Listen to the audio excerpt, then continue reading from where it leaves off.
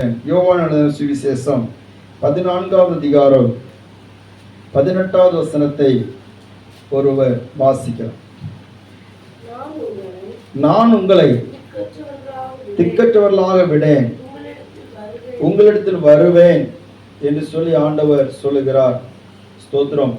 ஆண்டவராய் இயேசு கிறிஸ்து அவர் இந்த உலகத்தை விட்டு பிதாவினிடத்தில் போகிற போது அவர் தம்மோடு கூட இருந்த சீசர்களை பார்த்து இந்த வார்த்தையை சொல்லுகிறார்.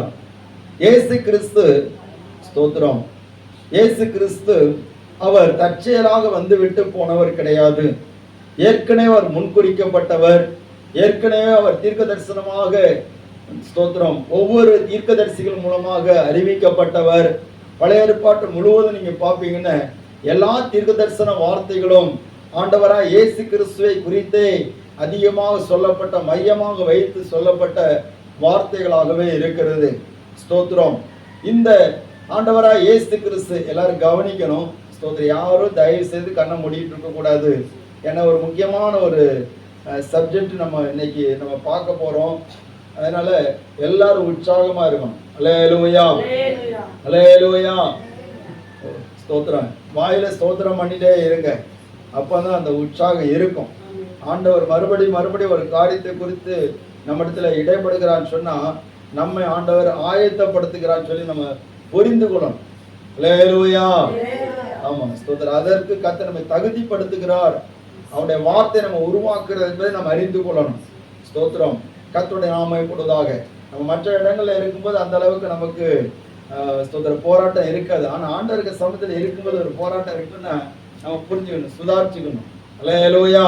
கர்த்தர் உங்களை ஆசீர்வதிப்பாராக. ஆண்டவரே இயேசு கிறிஸ்துடைய பிறப்பும் அவருடைய மரணமும் அவருடைய உயிர்த்தெழுதலும் தற்செயலா நடந்தவைகள் கிடையாது. அவைகள் எல்லாம் முன்குறிக்கப்பட்டவைகள். ஆண்டவர் இயேசு 3.5 வருஷ காலமாக இந்த உலகத்தில் வாழ்ந்த பிற்பாடு அவர் தம்முடைய சீசர்களை பார்த்து சொல்கிறார், நான் போக வேண்டிய நேரம் வந்துவிட்டது.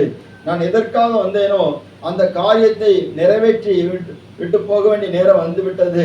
நான் உங்களை ஏற்படுத்தி இருக்கிறேன். நான் போகிற போது நான் உங்களை சும்மா ஒன்றை விட்டுட்டு போக மாட்டேன். நான் உங்களை ஏனோ தானேன்னு சொல்லி உங்களை விட்டு போவதற்காக அல்ல, உங்களை திக்கற்றவர்களாக விடேன் என்று சொல்லி ஆண்டவர் அவர்களை தைரியப்படுத்தி சொல்லுகிறார். அல்லேலூயா, அல்லேலூயா. நம்முடைய ஆண்டவர் அவர் ஏதோ ஒரு கட்டத்தில் வாழ்ந்து விட்டு போனவர் அல்ல, அவர் இன்றைக்கும் ஜீவிக்கிறவர் என்பதை நாம் அறிந்து கொள்ள வேண்டும். ஸ்தோத்திரம். ஆண்டவர் நம்மை பல நேரங்களிலே, பல சூழ்நிலைகளிலே நாம் சில போராட்டங்களை சந்திக்கிற போது நான் திக்கற்று விடுவேனோ அல்லது உதவியற்ற நிலைமையில ஆகி விடுவேனோ, கலக்கத்துக்குள்ள இருந்து விடுவேனோ என்கிற ஒரு சில எண்ணங்கள் நம்முடைய இருதயத்தில் வந்து போவது உண்டு. ஆனால் ஆண்டவர் சொல்லி இருக்கிற இந்த வார்த்தையை நாம் ஆணித்தரமாக விசுவாசிக்க வேண்டும். அவர் என்னை திக்கற்றவர்களாக விட மாட்டார். அல்லேலூயா, அல்லேலூயா. யார் என்னை விட்டாலும் சரி அவர் என்னை கைவிட மாட்டார், அவர் என்னை விட்டு விலக மாட்டார் என்கிறதை நாம் ஆணித்தரமாக விசுவாசிக்க வேண்டும். அதே ஆண்டவர் இன்னொரு காரியத்தை சொல்லி இருக்கிறார், நான் உங்களை விடமாட்டேன் சொல்கிறாரு. அடுத்த நான் உங்களிடத்தில் என்ன செய்வேன், உங்களிடத்தில் வருவேன் என்று சொல்லி இருக்கிறார். ஸ்தோத்திரம். அவர் மறுபடியும் அவரிடத்துல வருவேன் என்று சொல்லி ஆண்டவர் தைரியப்படுத்துகிறார். வருவேன் என்று சொன்னவர் வந்தார். அல்லேலூயா. மரணத்திலிருந்து உயிரோட எழுப்பி வந்தார். அதை குறித்து நம்ம அதிகமா தியானிச்சோம். இரண்டாவது, ஆண்டவர் இயேசு இனி வரப்போகிறார். எப்படி வரப்போகிறார் சொன்னால், முதலாவது 3 நாட்கள் கழித்து 3வது நாளில் அவர் கல்லறையை விட்டு வெளியே வந்தார் சொல்லி நம்ம பார்க்கிறோம். மறுபடியும் அவர்களுக்கு காணப்பட்டார் என்று சொல்லி நம்ம பார்க்கிறோம். அந்த ஆண்டவர் பரலோகத்துக்கு அவர் போயிருக்கிறார். பிதாவுடைய வலது பார்சத்தில் வீட்டு இருக்கிறார். பரிந்து பேசுகிறவராக, ஸ்தோத்திரம், தம்முடைய சத்துருக்களை பாதபடியாக்கி போடும் வரைக்கும் அவர் தம்முடைய ஆளுகைக்காக காத்து கொண்டிருக்கிறார். அல்லேலூயா. அந்த ஆண்டவர் யோவான் 14வது அதிகாரத்தில் சொல்லுகிற போது சொல்லுகிறார், உங்கள் இருதயம் கலங்காதிருப்பதாக தேவனிடத்தில் விசுவாசமாயிருங்கள், என்னிடத்தில் விசுவாசமாயிருங்கள். என் பிதாவின் வீட்டில் அநேக வாசஸ்தலங்கள் உண்டு. ஸ்தோத்திரம். அப்படி இல்லாதிருந்தா நான் உங்களுக்கு சொல்லியிருப்பேன். நான் போய் உங்களுக்கு ஒரு ஸ்தலத்தை ஆயத்தம் பண்ணின பின்பு என்னிடத்துல நீங்கள் மறுபடியும், ஸ்தோத்திரம், அந்த ஸ்தலத்துல வாசமா இருக்கும்படிக்கு மறுபடியும் வந்து உங்களை நினைச்சுவேன், சேர்த்துக் கொள்வேன் சொல்லி ஆண்டவர் சொன்னார். அப்படின்னு சொன்னால் பிதாவினுடைய ராஜ்யத்திலே நமக்குன்னு சொல்லி ஒரு ஸ்தலத்தை ஆயத்தம் பண்ணி விட்டு அவர் மறுபடியும் வருவேன்னு சொல்லி வாக்கு பண்ணி இருக்கிறார். அல்லேலூயா. அவருடைய வருகை எப்படிப்பட்டதா இருக்கும்? மின்னல் ஒரு பக்கத்துல இருந்து தோன்றி இன்னொரு பக்கத்துல மறைவது போல இருக்கும். இந்த வாரத்துல அதிகமான மின்னல் அடித்ததை நம்ம பார்த்தோம். எனக்கு ஆச்சரியமா இருந்து, ஸ்தோத்திரம், மின்னலை பத்தி தான் நம்ம சொல்லிட்டு இருக்கிறோம். ஒருவேளை ஆண்டவருக்கு வருகை இதே போல இருக்குமோ? அந்த மின்னல் வரும்போது எத்தனை பேருக்கு அந்த ஞாபகம் வந்துச்சு சொல்லுங்க பார்ப்போம். கர்த்தர் உங்களை ஆசீர்வதிப்பார். அல்லேலூயா. பரவாயில்ல. அப்ப மின்னலை பார்த்தோன்னு தெரியுது, ஓ இயேசு இப்படிதான் வருவார் அப்படின்னு. ஆனா அந்த மின்னல் வேற மாதிரி இருக்கும். இப்படி தெரியுமா, கிழக்கு இருந்து மேற்கு வரைக்கும் பயங்கரமான ஒரு மின்னலா இருக்கும். இன்னொரு வசனம் சொல்லப்பட்டிருக்கிறது 1 கொரிந்தியர் 15 அதிகாரத்தில் இருக்கு, ஒரு இமை பொழுது என்று சொல்லப்பட்டிருக்கு. அல்லேலூயா. ஒரு இமை பொழுது, ஒரு இமையை எப்படி கண்ணை மூடிட்டு திறக்கிறோமோ அந்த வேகத்துல இருக்கும். அப்போ அவர் மறுபடியும் வருவேன்னு சொன்னார். வருகிற போது அவரால் மீட்கப்பட்டவர்கள், கிறிஸ்துவுக்குள் மரித்தவர்கள் முதலாவது எழுந்திருப்பார்கள். பின்பு உயிரோடு இருக்கிற நாமும் கர்த்தருக்கு எதிர்கொண்டு போக மேகங்களுடனே அவரோடு கூட மறுரூபமாக்கப்படுவோம். அந்த வசனத்தை மட்டும் வாசிக்க பார்ப்போம். 1 தெசலோனிக்கேயர் 4 அதிகாரம் 16 17. ஏனெனில் கர்த்தர் தாமே ஆரவாரத்தோடும் பிரதான தூதனுடைய சத்தத்தோடும் தேவ எக்காலத்தோடும் வானத்திலிருந்து இறங்கி வருவார். அப்பொழுது கிறிஸ்துவுக்குள் மரித்தவர்கள் முதலாவது எழுந்திருப்பார்கள். பின்பு உயிரோடு இருக்கு நாமும் கர்த்தருக்கு எதிர்கொண்டு போக மேகங்கள் மேல் அவரோடு கூட ஆகாயத்தில் எடுத்துக்கொள்ளப்பட்டு எப்பொழுதும் கர்த்தருடனே கூட இருப்போம். எவ்விதமாய் எப்பொழுதும் கர்த்தருடனே கூட இருப்போம். அல்லேலூயா. அப்போ அவர் வருவார். அங்கே ஆரவாரம் இருக்கும், அங்கே எக்கால சத்தம் இருக்கும், அங்கே பிரதான தூதனுடைய சத்தம் இருக்கும். பிரதான தூதனுடைய சத்தம் என்ன? அவர் வருகிறார் என்கிற சத்தம் கேட்கும். அல்லேலூயா. சோத்திரம். நம்ம ஒரு ராஜா வருகிறான்னு சொல்லி அதுக்கு முன்னாடி எக்காலத்தை ஊதுவாங்க, அறிவிப்பு சொல்றாங்க, ராஜா வருகிறார் வருகிறார் வருகிறார், அப்படித்தானே? ஆமா, ஒரு முன்னறிவிப்பு கொடுப்பாங்க. இதே போலதான் பிரதான தூதன் அவன் சொல்லுவான், ராஜாதி ராஜா வருகிறார், கர்த்தாதி கர்த்தர் வருகிறார், மணவாளன் வருகிறார் எடுக்கிற சத்தத்தை பெருந்தொனியாக முழங்க பண்ணுவான். அந்த சத்தம் கேட்கும். ஆனா சொல்ற பூமியில் இருக்கிறவங்களுக்கு என்ன தெரியும்? மின்னல் தான் தெரியும். அல்லேலூயா. மின்னல் தான் தெரியும். ஒரு பெரிய மின்னல் வந்துச்சு, அதுதான் தெரியும். ஏன்னா இயேசு கிறிஸ்துவத்துல பிதாவாகிய தேவன் பேசுகிறார். இந்த ஆண்டவர் சொல்ற, பிதாவே உம்முடைய நாமத்தை மையப்படுத்துன்னு சொன்ன போது அங்கே ஒரு சத்தம் வருகிறது. சோதரன், என்ன சத்தம்? மகிமைப்படுத்தினேன், இன்னும் மகிமைப்படுத்துவேன். அப்ப இந்த சத்தம் அவருக்கு கேட்கிறது. மற்றவங்களுக்கு என்ன கேட்குன்னு சொன்னா ஏதோ இடி முழக்கு மாதிரி கேட்கும். அல்லேலூயா. ஏதோ இடி முழக்கம் உண்டாயிட்டு அப்படின்னு சொல்லிட்டு தெரியுது. அதே போல சவுல் கர்த்தரால் சந்திக்கப்படுகிற போது அந்த தமஸ்கு பட்டணத்துக்கு நேராக போகிற வழியில என்ன நடக்குது? பயங்கரமான வெளிச்சம் வருகிறது. வெளிச்சம் சவுளுடைய கண்களை குருடாக்கி விட்டது. அவன் கீழே விழுந்துட்டான். சத்தம் கேட்கிறது. ஆனா மற்றவர்களுக்கும் அந்த ஒரு அனுபவம், எல்லாரும் கீழே விழுந்தாங்க. அந்த வெளிச்சத்துல ஒரு விழுந்தாங்க. அவங்களுடைய அனுபவம் வேற, சவுளுடைய அனுபவம் வேற. அல்லேலூயா. கர்த்தரா இயேசு பேசுகிற சத்தம் இந்த சவுலுக்கு கேட்டது, மற்றவங்களுக்கு என்ன செய்யல? கேட்கல. இதே போலத்தான் கிறிஸ்துவுக்குள் யார் யார் இருக்கிறாங்களோ, ஆண்டவரை எதிர்பார்க்க வேண்டும், அவரை சந்திக்க வேண்டும் என்கிற ஆவல் எத்தனை பேருக்குள்ள ஊடுருவி இருக்கிறதோ, அந்த வாஞ்சை ஏக்கம் யாருக்குள்ள இருக்குதோ அவங்களுக்கு தான் அவருடைய சத்தம் கேட்குமே தவிர மற்றவங்களுக்கு என்ன தெரியும்னா வெறும் மின்னல் தான் தெரியும். அல்லேலூயா. நீங்க மின்னலை பார்க்க விரும்புறீங்களா, இயேசுவை பார்க்க விரும்புறீங்களா? அல்லேலூயா. இயேசுவை பார்க்கணும்னா அவருடைய வருகளை போகணுங்கிற அந்த ஏக்கம் நமக்குள்ள இருந்துட்டே இருக்கும். சோத்திரம். இவ்விதமாய் ஆகாயத்தில் எடுத்துக்கொள்ளப்படுவோம். ஆகாயத்தில் எடுத்துக்கொள்ளப்பட்டு என்ன நடக்கிறதுன்னு சொன்னால், ஸ்தோத்திரம், அதுக்கு பிற்பாடு ஒரு 7 ஆண்டுகள், ஸ்தோத்திரம், 7 வருஷம் ஆகாயத்துல ஒரு பெரிய ஒரு கல்யாண விருந்து நடக்கிறது. வாசிங்க, வெளிப்படுத்தின விசேஷம் 19வது அதிகாரம் 7ஆம் வசனத்திலிருந்து வாசிங்க. நாம் சந்தோஷப்பட்டு ம், களி கூர்ந்து ம், அவருக்கு துதி செலுத்த கடவோம். ம். ஆட்டுக்குட்டியானவருடைய ஆட்டுக்குட்டியானுடைய கல்யாணம் வந்தது. கல்யாணம் வந்தது. அவருடைய மனைவி மனைவி தன்னை ஆயத்தம் பண்ணினாள் என்று சொல்ல கேட்டேன். ம், சுத்தமும் சுத்தமும் பிரகாசமான மெல்லிய வஸ்திரம் தரித்து கொள்ளும்படி ம், அவளுக்கு அளிக்கப்பட்டது. ம். அந்த மெல்லிய வஸ்திரம் அந்த மெல்லிய வஸ்திரம் பரிசுத்தவான்களுடைய பரிசுத்தவான்களுடைய நீதிகளே. பின்னும் அவன் என்ன நோக்கி பின்னும் அவன் என்ன நோக்கி ஆட்டுக்குட்டியானவரின் கல்யாண விருந்துக்கு ஆட்டுக்குட்டியானுடைய கல்யாண விருந்துக்கு அழைக்கப்பட்டவர்கள் பாக்கியவான்கள் என்று எழுது என்றான். ம், மேலும் இவர்கள் ம். தேவனுடைய சத்தியமான வசனங்கள் என்று என்னுடனே சொன்னான். அல்லேலூயா. ஆட்டுக்குட்டியானுடைய கல்யாணம் வந்தது. அவருடைய கல்யாண விருந்துக்கு அழைக்கப்பட்டவர்கள் எல்லாரும் பாக்கியவான்கள். ஆமென். அல்லேலூயா. அல்லேலூயா. ஸ்தோத்திரம். பாருங்க, பெரிய பெரிய பணக்காரங்கள்லாம் அவங்க ஒரு கல்யாணத்துக்கு ஒருத்தங்களை அழைக்கிறாங்கன்னா சும்மா சாதாப்பட்ட ஆட்களை எல்லாம் அழைக்க மாட்டாங்க.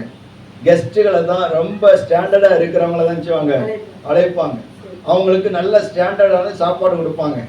ஸ்தோத்திரம். அவங்களுக்கு நல்ல சாப்பாடு கொடுப்பாங்க. அது கடந்த நாளில் கேள்விப்பட்டேன், பெரிய பெரிய ஹோட்டல் அதற்குன்னு சொல்லி இருக்குது. அங்க போய் ஒரு பிளேட்டை எடுத்தாலே 1000 ரூபாய். அல்லேலூயா. ஒரு 1000 ரூபாய் இருந்துன்னா நம்ம ஒரு வாரத்துக்கு வேண்டிய அத்தனையும் நம்ம நினைச்சலாம், பார்த்துடலாம். ஆனா ஒரு நேரத்துக்கு ஒரு பிளேட்டை எடுத்து நம்ம சாப்பாடு வாங்கினாலே 1000 ரூபாய். ஒரு சாப்பாடு 1000 ரூபாய். ஸ்தோத்திரம்.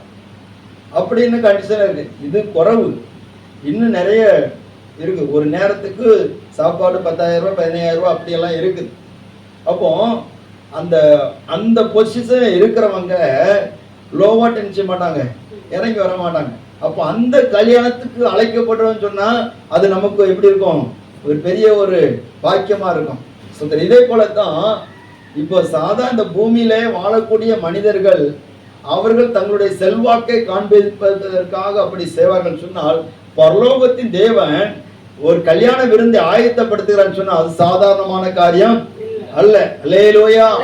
இங்குள்ள கல்யாண விருந்தெல்லாம் அழிந்து போகிறது. கொஞ்ச நேரம் வைத்துள்ள இருக்கு, அதுக்கு ஒருபாடு போயிடும். ஆனா அது அப்படி இல்லை. நித்திய போஜனமாக இருக்கிறது அந்த கல்யாண விருந்து. விருந்துன்னு சொன்னாலே சந்தோஷத்துக்கு அடையாளமாக இருக்கிறது. பயங்கரமான சந்தோஷம், பயங்கரமான கலிகூறுதல் அங்கே நடக்கிற போது பூமியில என்ன நடக்கும்? அல்லேலூயா. பூமியில என்ன நடக்கும் சொன்னா பயங்கரமான உபத்திரவம் நடக்கும். இயேசு கிறிஸ்து வருகிறதற்கான அடையாளங்கள் நம்ம பார்க்கிற போது அவர் எப்பொழுது வருவார்? மின்னலை போல வருவான்னு சொல்லப்பட்டிருக்கிறது. அவர் மகிமையோடு வருவார் சொல்லப்பட்டிருக்கிறது. பிதாவின் மகிமையோடு, ஸ்தோத்திரம், குமாரனுடைய மகிமையோடு, தூதர்களுடைய மகிமையோடு கூட அவர் வருவார் சொல்லி சொல்லப்பட்டிருக்கிறது.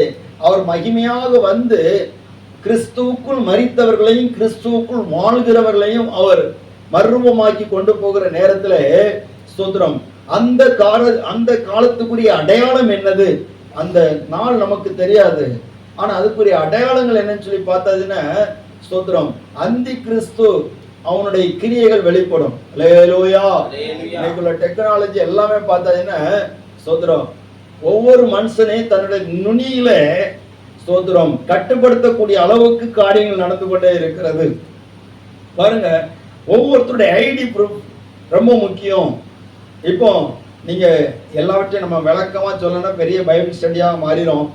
சுருக்கமா நான் உங்களுக்கு சொல்றேன்.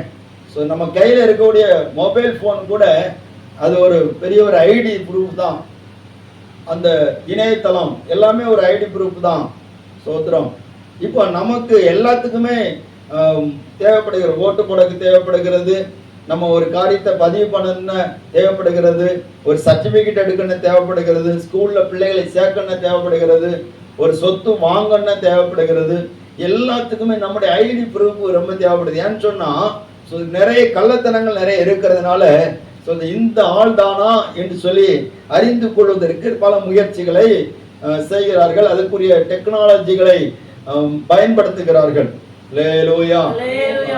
இப்போ டெக்னாலஜி ஒன்னொன்னா வளர்ந்துகிட்டே இருக்குது. இப்ப ஏஐன்னு சொல்லிட்டு ஒண்ணு வந்திருக்குது. அதுல நிறைய காரியங்கள் செய்யலாம்னு சொல்லி இருக்கிறாங்க. அதை வைத்து நிறைய அந்த ஐடி நிறுவனத்தில் உள்ள தொழிலாளர்களுக்கெல்லாம் வேலையெல்லாம் ஸ்டாப் பண்றாங்க. அவங்களெல்லாம் வீட்டுக்கு அனுப்பக்கூடிய அளவுக்கு சம்பவங்கள் போயிட்டே இருக்குது. ஸ்தோத்திரம். உலக நாடுகள் எங்கே போயிட்டு இருக்குது. ஸ்தோத்திரம். பாருங்க, கடைசியில இவர்கள் எல்லாருக்கும் ஒரு முத்திரை போடும்படியாக சூழ்நிலை வருகிறது. அல்லேலூயா. நமக்கு தெரியும் 666 முத்திரை. அந்த 666 முத்திரை போட்டாதான் வாங்கவும் முடியும், விற்கவும் முடியும். ஸ்தோத்திரம். எத்தனை பேர் அதை போடுவோம்? கர்த்தர் உங்களை ஆசீர்வதிப்பார். நீங்களாம் போட மாட்டீங்கன்னு கர்த்தருக்குள்ள நம்புகிறேன். ஸ்தோத்திரம். அல்லேலூயா. ஸ்தோத்திரம். ஆனா நிலைமைகள் அப்படி தள்ளிரும் பாருங்க. முதல்ல இலவசமா வரும், அதுக்கு பிற்பாடு இலவசமா இல்லை, கட்டாயமாக வரும். எப்படின்னு சொன்னா, நீங்க கடையில போய் ஒரு ஜாமான் வாங்க முடியாது, ஒரு பொருள் வாங்க முடியாது. அந்த பொருள் வாங்கணும்னா நீங்க ரூபாயை கொண்டு போறீங்களா இல்லையோ, முதல்ல கேட்பாங்க, ஸ்தோத்திரம், நீங்க சீல் குத்தி இருக்கீங்களா, உங்க கையை காட்டுங்கம்பாங்க, இல்லாட்டி நெத்தியை காட்டுங்கம்பாங்க. நீங்க சூப்பர் மார்க்கெட்டுக்கு போயாச்சு, இப்ப நிறைய இடத்துல நடக்குது. ஸ்தோத்திரம். சில நாடுகள்ல அதை கொண்டு வர நடைமுறையில நடக்குது. ஸ்தோத்திரம். ஒரு சூப்பர் மார்க்கெட்டுக்குள்ளால போயாச்சுன்னா அங்க ரயில்வே ஸ்டேஷன்ல இந்த ஏர்போர்ட்ல வச்சிருக்கிற மாதிரி ஒரு ஸ்கேனர் வாசல் வச்சிருப்பாங்க. அந்த ஸ்கேனர் வாசலுக்குள்ளால போகும்போதே அது ஸ்கேன் பண்ணிடும், நம்மள உச்சந்தல இருந்து உள்ளங்கால் வரைக்கும் நினைச்சிடும், ஸ்கேன் பண்ணிடும். அல்லேலூயா. அப்படி பண்ண தெரியுமா உங்களுக்கு? இன்னொரு காரியம் சொல்றேன். இப்ப இந்த ஏர்போர்ட்ல எல்லாம் நீங்க பாப்பீங்கன்னா போதை கடத்தல், அந்த கடத்தல் கும்பல்களை கடத்துகிறவர்களை, போதைப் பொருட்கள் கடத்துகிறவங்களை கண்டுபிடிப்பாங்க. எப்படின்னு சொன்னா, பேக்கை ஸ்கேன் பண்ணுவாங்க, பேக்ல இல்ல. ஸ்தோத்திரம். ஏதாவது ஒண்ணுன்னு சொன்னா அங்க சிக்னல் காட்டிடும், உடனே பேக் அக்கு வேற அணி வேற பிச்சு எடுத்துருவாங்க. அதுல துணியலுக்குள்ளால ஏதாவது இருந்துன்னா எடுத்துருவாங்க. இது போக சிலர் என்ன பண்ணுவாங்கன்னா, அந்த போதை பொருட்களை, அந்த சட்டவிரோதமா கடத்தக்கூடிய பொருட்களை விழுங்கிருவாங்க. அது குடலுக்குள்ள இருக்கும். அதையும் நம்ம உடம்பு ஃபுல்லா ஸ்கேன் பண்ணும். அந்த கருவி உடம்பு ஃபுல்லா ஸ்கேன் பண்ணும். ஸ்கேன் பண்ணும்போது அந்த உடம்புல அது எங்க போய் இருந்தாலும் அதை கண்டுபிடிச்சிருவாங்க. அப்போ ஒரு மனுஷனும் தப்ப முடியாதுன்னு ஒரு கண்டிஷன் தான் இப்போ நடைமுறையில. அல்லேலூயா. ஸ்தோத்திரம். அருமையானவர்களே, காலம் எப்படி போய் கொண்டிருக்கிறது. ஆண்டவர் சொன்ன தீர்க்க தரிசன வார்த்தைகள் எல்லாம் அப்படி நிறைவேறி கொண்டிருக்கிறது. வெளிப்படுத்தின விசேஷம் 13வது அதிகாரத்தில் சொல்லப்பட்டிருக்கிற அந்த வார்த்தைகள் அப்படி நிறைவேறுகிறது. வாசிங்க 13வது அதிகாரத்துல 16வது வசனம் 17வது வசனம். அது சிறியோர் பெரியோர், ஐஸ்வர்யவான்கள், தரித்திரர்கள், சுயாதீனர், அடிமைகள், இவர்கள் யாவரும் தங்கள் தங்கள் வலது கைகளிலாவது நெற்றிகளிலாவது ஒரு முத்திரையை பெறும்படிக்கு அந்த மிருகத்தின் முத்திரையாவது அதன் நாமத்தையாவது அதன் நாமத்தின் லட்சத்தையாவது தரித்து கொள்கிறவன் தவிர வாங்கவும் விற்கவும், வாங்கவும் முடியாது, விற்கவும் முடியாது. அடுத்த வசனம். ஞானம் விளங்கும்.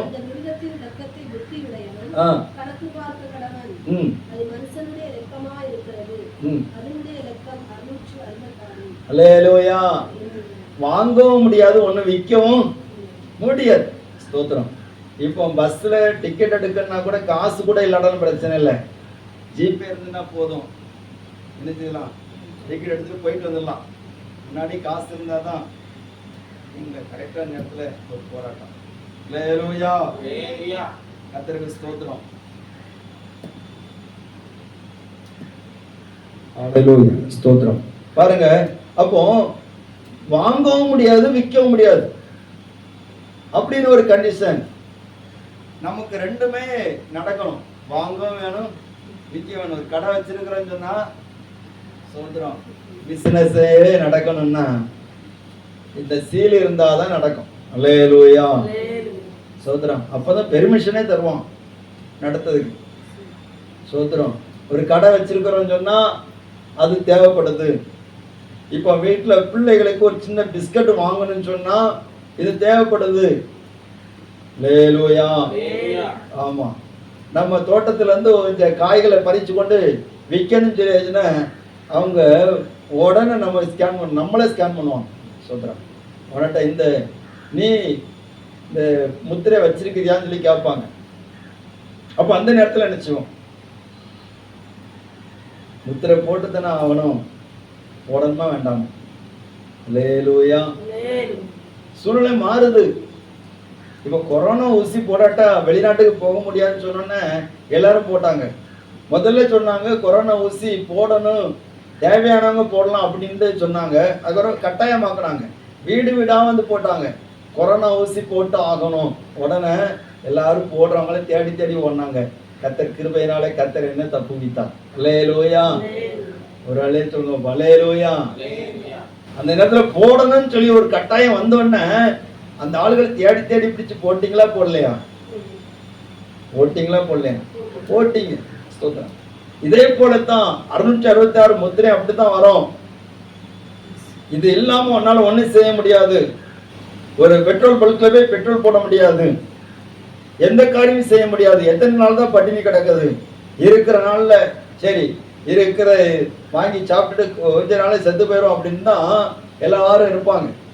இது இன்றைக்கே நடைமுறையில் இருக்கு. இதெல்லாம் ஒரு அடையாளம். அல்லேலூயா. இதெல்லாம் ஒரு அடையாளம். ஆண்டவர் இயேசு வருகைக்கு ஒரு அடையாளம். நிறைய இடத்துல பஞ்சங்கள் உருவாகிறது, நிறைய இடத்துல பூமி எதிர்ச்சிகள் உண்டாகிறது, நிறைய இடத்துல யுத்தங்கள் நடந்து கொண்டே இருக்கிறது. எங்கே நடக்குது, நமக்கு என்ன அப்படின்னு இல்லை. இதெல்லாம் ஒரு எச்சரிப்பு நமக்கு. யுத்தம் ஓய மாட்டேங்குது. அநேக தேவ பிள்ளைகளுடைய ஜெபத்தினாலே விண்ணப்பத்தினாலே யுத்தங்கள் ஓரளவுக்கு நிக்குது, ஆனா முடியல. அல்லேலூயா. ஒப்பந்தம் போடுறாங்க, ஆனா நிறுத்தவில்லை. இது எதுக்கு அடையாளம்? இயேசுடைய வருகைக்கு அடையாளம். உலகத்தில் உள்ள சம்பவங்கள் எல்லாமே இயேசுடைய வருகைக்கு அடையாளமாக இருக்கிறது. இன்னைக்கு நம்ம செய்திகளை பார்க்கும்போது குடும்பத்துக்குள்ளால யாரையும் நம்ப முடிய மாட்டேங்குது. ஸ்தோத்திரம். புருஷனை நம்ப முடிய மாட்டேங்குது, பிள்ளைகளை நம்ப முடிய மாட்டேங்குது. ஸ்தோத்திரம். தான் 10 மாசம் சுமந்து பெற்ற பிள்ளைய தன்னுடைய சுகத்துக்காக, தன்னுடைய இன்னொரு சந்தோஷத்துக்காக அந்த பிள்ளைய கொலை செய்து விடுகிறாள். இப்படிப்பட்ட சம்பவங்கள் நடக்கிற. எப்படி ஏன் இப்படி எல்லாம் நடக்கு? ஒரு பக்கத்துல பிசாசு தன்னுடைய காரியத்தை செயல்படுத்துறதுக்கு ரொம்ப போராடிட்டு இருக்கிறான். ஆனால் ஆண்டவருடைய வருகை சமீபமா இருக்குது. அவன் ஏன் போராடுறான்னு சொன்னா, தனக்கு கொஞ்ச காலம் இருக்கிறது அறிந்து, இன்னும் காலம் செல்லாது, கொஞ்ச காலம் தான் இருக்குது, அதுக்குள்ளால இந்த தேசத்தை இந்த உலகத்தை நாசம் பண்ணிருன்னு சொல்லி அவன் ரொம்ப போராடிட்டு இருக்கிறான். ஆனா தேவ பிள்ளைகள் நாம் அசதியாக இருந்தால் நம்மேல் குற்றம் சுமரும். அல்லேலூயா. அல்லேலூயா. அருமையானவர்களே, அப்போ ஆண்டவர் இயேசுடைய வருகை நாள் சமீபமா இருக்கிறது. ஆண்டவர் இந்த காரியத்தை மறுபடியும் சொல்றாருன்னா நம்மளை இன்னும் ஆயத்தப்படுத்த விரும்புகிறார். நல்லா கவனிக்கணும். 2017 ஆண்டுல அந்த கடைசி மாதங்கள், நவம்பர் டிசம்பர் மாதங்களிலே நம்ம ஒரு சப்ஜெக்ட் எடுத்து பேசிக்கிட்டே இருந்தோம். எத்தனை பேருக்கு ஞாபகம் இருக்குது? சோதரம். மரணத்தை குறித்து பேசிக்கிட்டே இருந்தோம். சோதரம். ஃபுல்லா எனக்கே பிடிக்கல, பேசுறதுக்கு பிடிக்கல. என்ன ஆண்டவரை இதை குறித்தே பேசிட்டு இருக்கிறோம். ஆனா அதை பத்தி தான் பேசுறதுக்கு வார்த்தைகள் ஆண்டவர் வந்துட்டே இருந்தாரு. ஒவ்வொரு காரியங்களை குறித்து பேசிக்கிட்டே இருந்தோம். ஆனா நடந்த காரியம் என்னன்னா, ஜனவரியில அந்த சம்பவம் நடந்தது. 2 மரணங்கள் தொடர்ந்து, சில மரணங்கள் தொடர்ந்து நடந்துட்டு. எனக்கு ஆச்சரியமா இருந்துச்சு. என்ன ஆண்டவரே, இதுக்கு தான் நீ பேசிட்டு இருந்தியரா? ஸ்தோத்திரம். அது நம்முடைய ஆராதனையில வந்த ஒரு குடும்பத்தில் அப்படி நடந்தது. ரொம்ப ஆச்சரியமா இருந்துச்சு. அப்ப ஆண்டவர் பேசுறாருன்னா நம்மளை ஆயத்தப்படுத்த விரும்புகிறான்னு சொல்லி நம்ம புரிந்து கொள்ளணும். அவருடைய வருகை நாள் மிக சமீபம். தேவ ஜனமே, இந்த உலகம் இன்னும் ரொம்ப நாள் போகாது, இந்த உலக வாழ்க்கை ரொம்ப நாள் போகாது. நம்ம சீக்கிரமாக ஆயத்தப்பட வேண்டியது அவசியமாக இருக்கிறது. அல்லேலூயா. ஸ்தோத்திரம். அப்படிப்பட்ட நிலைமை வருகிறது. ஆண்டவருடைய பிள்ளைகள் ஒரு இமைப்பொழுதிலே மின்னல் அடிக்கிற நேரத்தில் எடுத்துக்கொள்ளப்படுவார்கள். அவர்கள் ஸ்தோத்திரம் மத்திய ஆகாயத்திலே ஆண்டவராய் இயேசு கிறிஸ்துவோடு கூட அவர்கள் கல்யாண விருந்தில் இருப்பார்கள். அதே நேரம் பூமியில என்ன நடக்கும் சொன்னா, பயங்கரமான உபத்திரம் உண்டாகும். என்ன உண்டாகும்? உபத்திரம் உண்டாகும். ஸ்தோத்திரம். அது ஒரு பெரிய சப்ஜெக்ட். ஸ்தோத்திரம். 3 வருஷம் உபத்திரம் உண்டாகும். அடுத்த 3 வருஷம் மகா உபத்திரம் உண்டாகும். அல்லேலூயா. உபத்திரம் உண்டாகும். என்ன உபத்திரம் உண்டாகும்? மகா உபத்திரம் உண்டாகும். நீங்க வாசிங்க வெளிப்படுத்தின விசேஷம் 13வது அதிகாரத்துல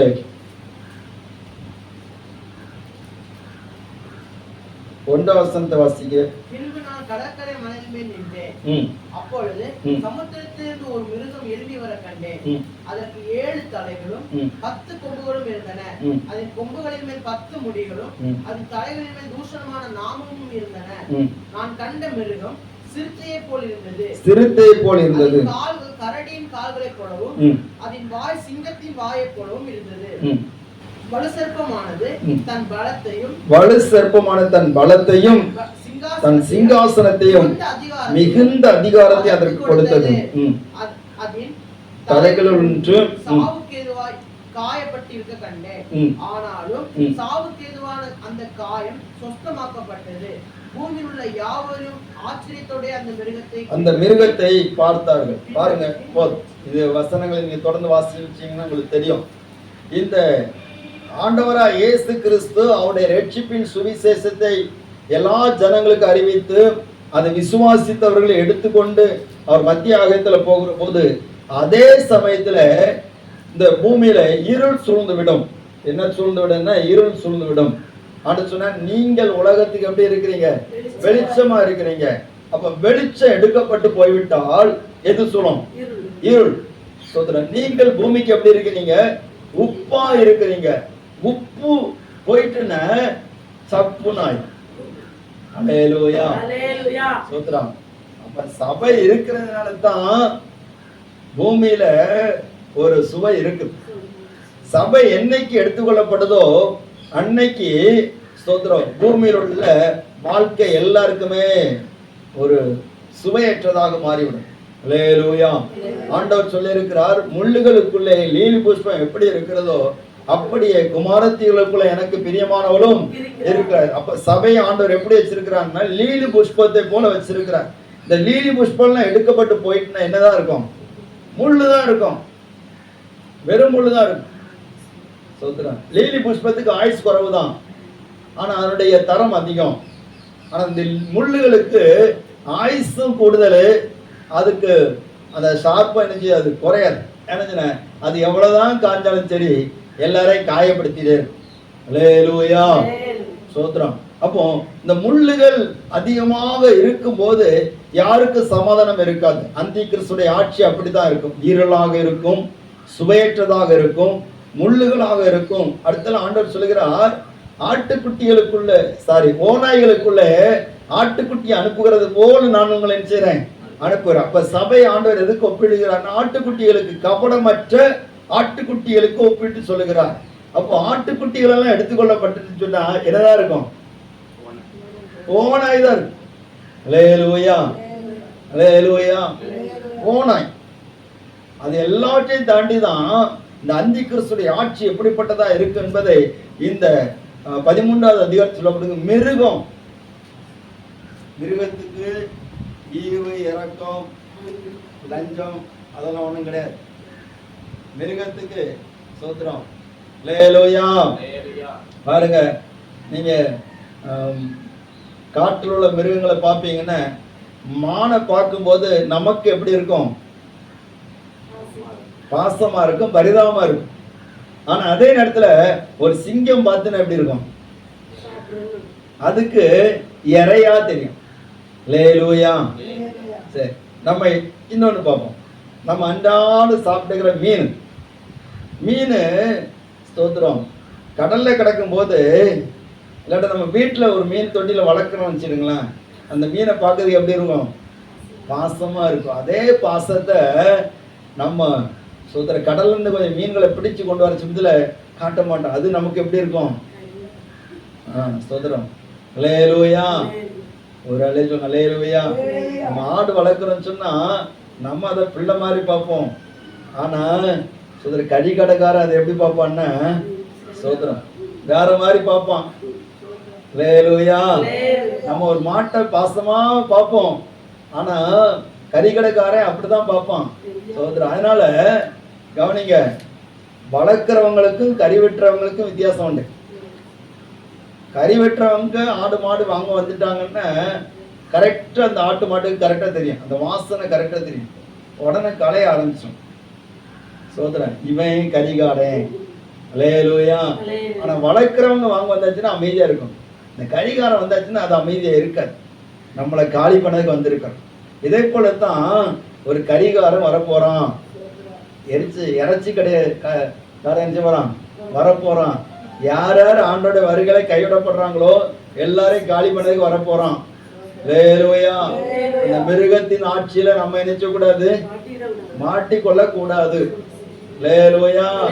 ஆண்டவர் வந்து ஒரு 2 நிமிஷம் வெயிட் பண்ணா கூட நம்ம நிக்கலாம். ஆராதனையில நம்ம எவ்வளவு லேட் ஆக்குறோம். சோதரன் அதே மாதிரி ஆண்டவர் லேட் ஆக்க மாட்டார். ஒரு அலையில சொல்லுங்க பார்ப்போம். எங்கேயே வந்து எங்கேயே இடிக்கிறீங்களா? சோத்திரம். கர்த்தர் உங்களை ஆசீர்வதிப்பார். ஆராதனையில நம்ம லேட் ஆக்குற மாதிரி அவர் லேட் ஆக்க மாட்டாரு. அவர் கரெக்டான டைம்ல வந்து நிற்பார். அப்ப அதுக்கு முன்னாடி நம்ம ரெடி ஆகணும். அல்லேலூயா. சரி, அப்போ இயேசு கிறிஸ்து வரும்போது அவர் மத்திய ஆகத்தில் எடுத்துக்கொண்டு ஸ்தோத்திரம் கல்யாண விருந்து நடக்கும். 3 வருஷம் 7 வருஷம் இந்த பூமியில மகா உபத்திரம் உண்டாகும். எங்கேயுமே சமாதானம் இருக்காது, எங்கேயுமே நிம்மதி இருக்காது, எங்கமும் பாசமும் இருக்காது, நேசமும் இருக்காது. இப்ப இருக்கிறதே பெரிய பெரிய அநியாயங்கள் குடும்பத்துக்குள்ள நடக்குது. இனி பிசாசுடைய ஆட்சி வந்ததுன்னா என்ன ஆகும்? இதோட பயங்கரமாகும். அல்லேலூயா. சோத்திரம். இந்த சூழ்நிலையில அந்த 7 வருஷம் முடிகிற போது மறுபடியும் ஆண்டவர் நினைச்சுவாரு வருவார். ஸ்தோத்திரம். மத்தேயு சுவிசேஷம் 24வது அதிகாரத்துல 29வது வசனத்திலிருந்து வாசிக்கலாம்.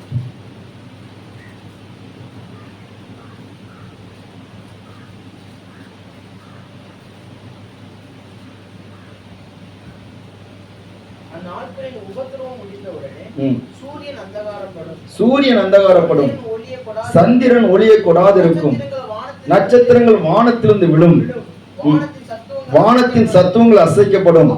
அப்பொழுது மனுஷகுமாரனுடைய அடையாளம் வானத்திலே காணப்படும். அப்பொழுது மனுஷகுமாரன் வல்லமையோடும் மிகுந்த மகிமையோடும் வானத்தின் மேகங்கள் மேல் வருகிறதை பூமியில சகல கோத்திரத்தாரும் கண்டு புலம்புவார்கள். எக்கால சத்தத்தோட தூதர்கள் அனுப்புவார். அவர்கள் அவரால் தெரிந்து கொள்ளப்பட்டவர்களை வானத்தின் ஒரு முனை தொடர்ந்து அல்லேலூயா. இது இஸ்ரவேல் ஜனங்களை குறிப்பிடுகிறது. ஸ்தோத்திரம். அந்த நாட்கள்ல அவர்கள் அந்தி கிறிஸ்துவுக்கு தன்னுடைய ஆட்சியை கொடுப்பார்கள், அதிகாரத்தை கொடுப்பார்கள். ஏன்னு சொன்னா இன்றைக்கு எருசலேம் தேவாலயம் கட்டப்படுவதற்கு எல்லா ஆயத்தங்களும் இருக்கிறது, ஆனா கட்ட முடியாது. அல்லேலூயா. ஆராய்ச்சியாளர் சொல்லுகிறார்கள், எருசலேம் தேவாலயம் இருந்த சாலமோன் கட்டின தேவாலயத்திலே இருந்த இடத்துல இப்பொழுது மசூதி இருக்கிறது. இந்த யூதருடைய நம்பிக்கை என்னன்னு சொன்னால் மேசியா வருவார், இந்த மசூதியை மாற்றுவார், நம்முடைய தேவாலயத்தை கட்டுவார் என்கிற எதிர்பார்ப்போடு இருக்கிறார்கள். ஆனால் சோத்திரம், இந்த ஆசையை யார் நிறைவேற்றுவான்னு சொன்னா அந்தி கிறிஸ்து அவன் நிறைவேற்றுவான். அல்லேலூயா. சோத்திரம். அவன் நிறைவேற்றுவான். அவன் சொல்லுவான், உங்களுக்கு தேவாலயம் தானே கட்டணும், நான் உங்களுக்கு பெர்மிஷன் தரேன்னு சொல்லிட்டு அவன் செய்வான். சோத்திரம். ஏன்னா இன்னைக்கு முழு உலகமும் ஒரு நல்ல ஒரு தலைவனை தேடிக்கொண்டிருக்கிறார்கள். ஏன்னா எங்க பார்த்தாலும் யுத்தம். கவனிங்க. அல்லேலூயா. எங்க பார்த்தாலும் யுத்தம், எங்க பார்த்தாலும் போராட்டம், நாட்டுக்கு நாடு, ராஜ்யத்துக்கு ராஜ்யம், யுத்தம் வந்து கொண்டே இருக்கிறது. பொருளாதார அடிப்படையில் வந்து கொண்டிருக்கிறது. யார் பலமுக்கவர்கள் என்கிறதை காட்டும்படியாக, ஆயுத பலத்தை காட்டும்படியாக, இராணுவ பலத்தை காட்டும்படியாக பல யுத்தங்கள் செய்து கொண்டிருக்கிறார்கள். ஸ்தோத்திரம். இப்படி தங்களை பெரியவர்களாக காட்டிக் கொண்டிருக்கிறார். இன்னொரு பக்கம் பண பொருளாதாரத்தின் அடிப்படையில் தங்களை பெரியவர்களாக காட்டுகிறார்கள். இப்படி ஸ்தோத்திரம், ஒரு சமாதானம் இல்லாத சூழ்நிலையிலே இது எல்லாவற்றின் நடு நின்று ஒரு ஆள் நீங்க போற நிறுத்துங்கன்னு சொன்னா நிக்கணும். இப்ப ரஷ்யா உக்ரைன் போர் நடந்துட்டு இருக்குது. ஆனா ட்ரம்ப் எத்தனை தடவை சொல்லி பாக்குறாரு, யாரும் நிறுத்தின மாதிரி தெரியல. சோத்திரம். இப்போ போற பக்கம் பார்த்து ட்ரம்ப் போட்டு தள்ளுற மாதிரி எல்லாரும் பேசிட்டு இருக்கிறாங்க. சோத்திரம். இப்படி எல்லாம் பேசுறாங்க. சோத்திரம். நாங்க சொல்றவனே நாங்க போட்டு தள்ளிடுறோம் மாதிரி இருக்கிறாங்க. யாரு சொன்னாலும் கேட்க மாட்டேங்கிறான். ஆனா ஒரு தலைவன் வருவான், அவன் சொன்னோன்னு எல்லாரும் கேட்பான். சோத்திரம். யுத்தம் பண்ணாதன்னு சொன்னா யுத்தம் பண்ண மாட்டான். சமாதானத்தை கொண்டு வருகிறவனை போல காணப்படுவான். இதை பார்த்து யூதர்கள் ஏமாறுவார்கள். அல்லேலூயா. தேவாலயத்தை கட்டுவதற்கு அவன் உதவி செய்வான். தேவாலயம் கட்டப்படும், அங்கே தொழுகை நடக்கும். 3 வருஷம் முடிகிற நேரத்துல இவன் அருவருப்பான தன்னுடைய சிலையை கொண்டு போய் எங்கோண்டு வைப்பான்னா தேவாலயத்துல வைப்பான். அல்லேலூயா. சரி, வசனத்தை வாசிங்க பார்ப்போம். மத்தேயு 24வது அதிகாரம் 15வது வசனம். மேலும் பாழாக்குற அருவருப்பை குறித்து தானியேல் தீர்க்கதரிசி சொல்லி இருக்கிறானே, வாசிக்கிறவன் சிந்திக்க கடவன். யூதேயாவில் இருக்கிறவர்கள் மலைகளுக்கு ஓடி போக கடவர்கள். கவனிங்க, போது ரொம்ப வாசிக்க கவனிங்க. அப்போ பாழாக்குற அருவருப்புன்னு சொல்றது விக்கிரக ஆராதனை. இவன் தன்னை போல ஒரு சொரூபத்தை உண்டாக்கும். வெளிப்படுத்தல் 13ஆம் அதிகாரத்துல ஒரு சொரூபம் சொல்லப்பட்டிருக்கிறது. அல்லேலூயா. இப்ப இருக்கிற சொரூபம் விக்கிரகங்களா பேசாது, ஆனா அது பேசும். எல்லாரும் ஆச்சரியமா பாக்குறீங்களே. நம்ம நினைச்சிட்டு இருக்கோம் பைபிள் சொல்லி இருக்கிறார், கண்ணிருந்தும் காணாது, காதிருந்து கேட்காது, வாயிருந்து பேசாது, ஆனா அது எல்லாம் செய்யும். வெளிப்படுத்தின விசேஷத்துல வாசிங்க பார்ப்போம்.